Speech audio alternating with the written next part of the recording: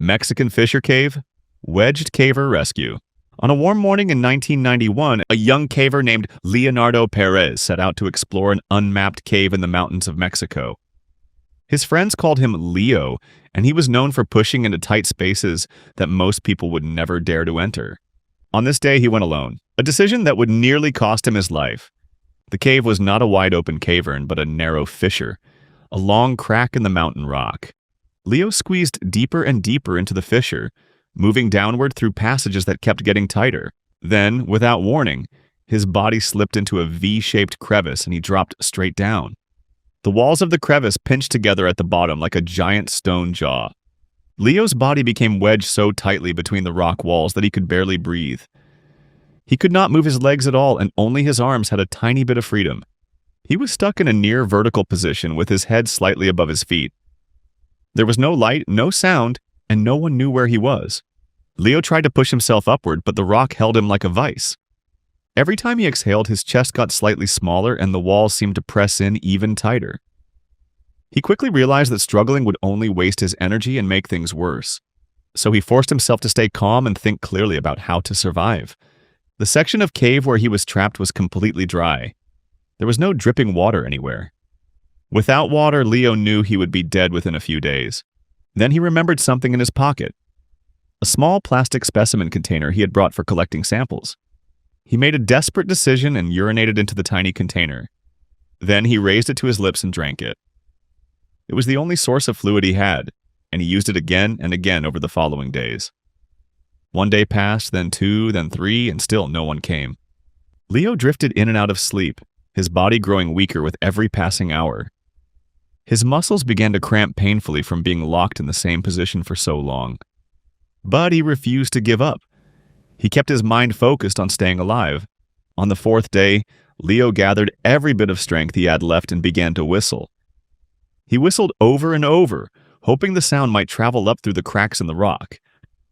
By an incredible stroke of luck, a group of local villagers walking nearby heard faint whistling coming from the ground. They followed the sound and realized someone was trapped deep inside the fissure. The villagers called for help, and a rescue team arrived as fast as they could. But pulling Leo out was not going to be easy. The rock held him like a trap. Rescuers spent the next 15 hours carefully chipping away at the stone around his body. One wrong move could have caused a collapse or crushed him even further. Finally, after 115 hours trapped in total darkness, Leonardo Perez was pulled free from the mountain. He was rushed to the nearest hospital, severely dehydrated and barely conscious but alive. Nullarbor Plain Cave Dry Survival. On a scorching afternoon in 1953, an amateur caver set out to explore an unmarked cave on the Nullarbor Plain in southern Australia. The Nullarbor was one of the driest and most unforgiving landscapes on Earth, stretching hundreds of miles with almost no water. The caves hidden beneath the plain were known for their extreme heat, bone-dry air, and thick layers of choking dust. The man had only basic supplies like a flashlight, a small canteen of water, and a specimen bag slung over his shoulder. He lowered himself through a narrow entrance hole and began walking into the darkness below. The temperature inside the cave entrance was over 100 degrees, and the air was so dry it cracked his lips within minutes.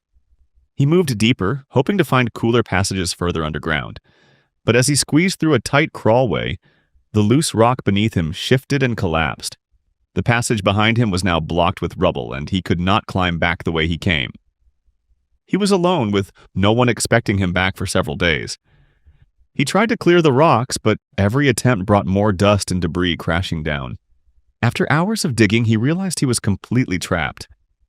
His flashlight was already growing dim, and the heat was draining the water from his body at a terrifying rate.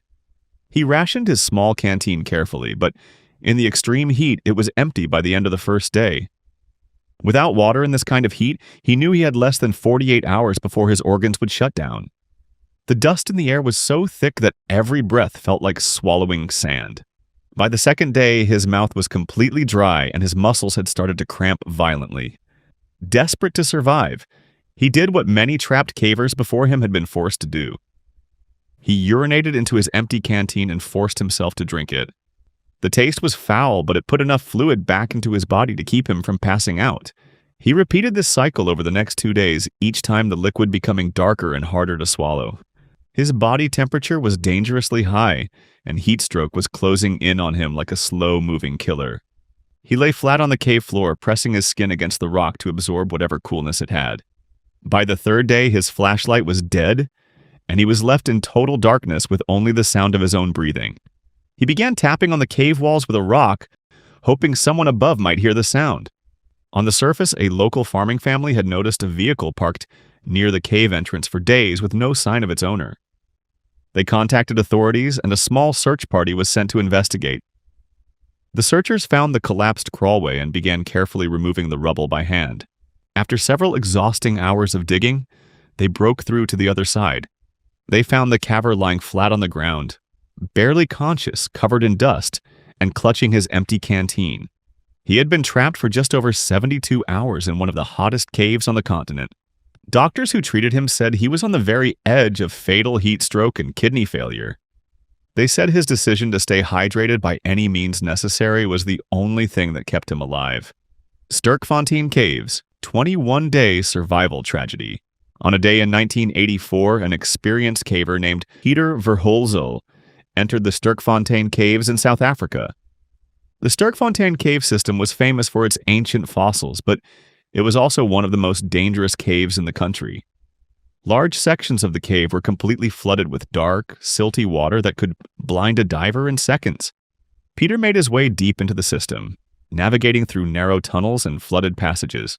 At some point during his exploration, he became completely lost. The cave was a maze of underwater channels that all looked the same, and Peter could not find his way back. He swam through passage after passage, but every turn led to more dark, murky water.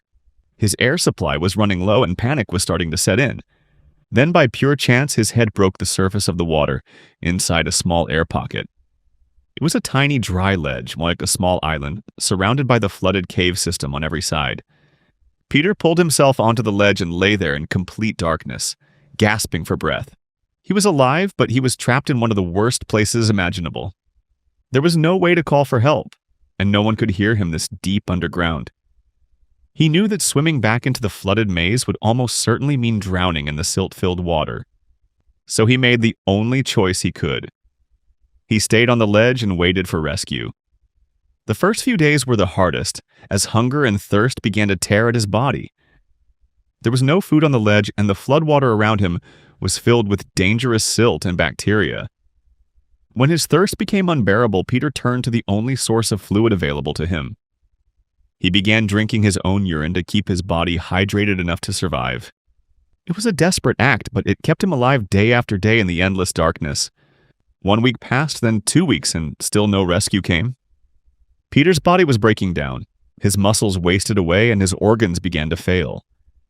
He lost more than 40 pounds as his body consumed itself to stay alive. But somehow, his heart kept beating and his lungs kept breathing. Above ground, search teams had been looking for Peter since the day he went missing. Divers entered the flooded cave system again and again, but the silty water made visibility almost zero. It took rescuers 21 agonizing days to finally locate the small air pocket where Peter had been surviving. When they reached him, they were shocked that he was still showing signs of recent life.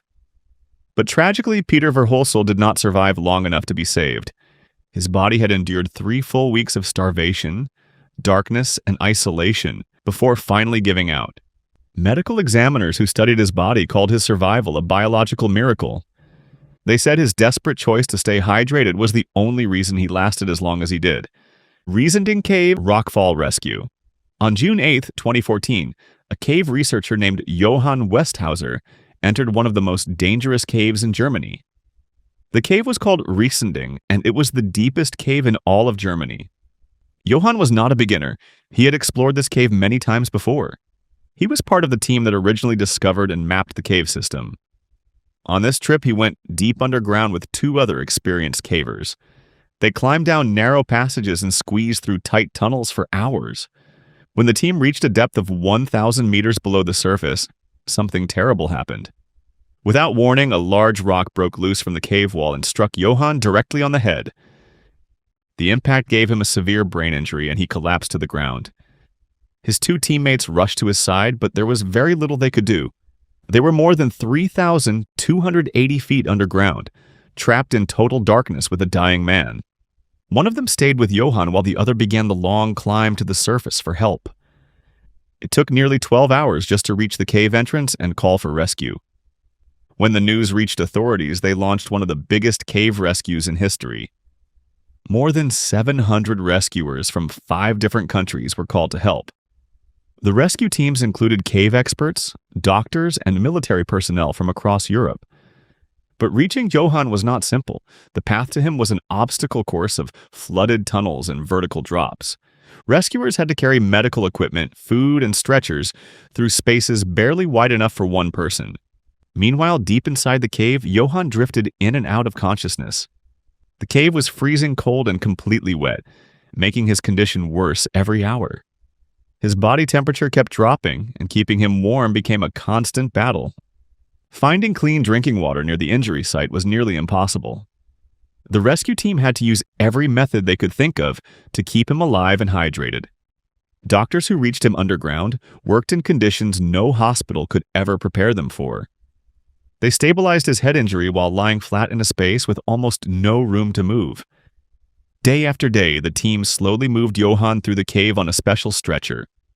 They pulled him up vertical shafts and carried him through rivers of icy underground water. Some sections took hours to pass through, even though they were only a few meters long. The entire world watched the news as the rescue dragged on for days.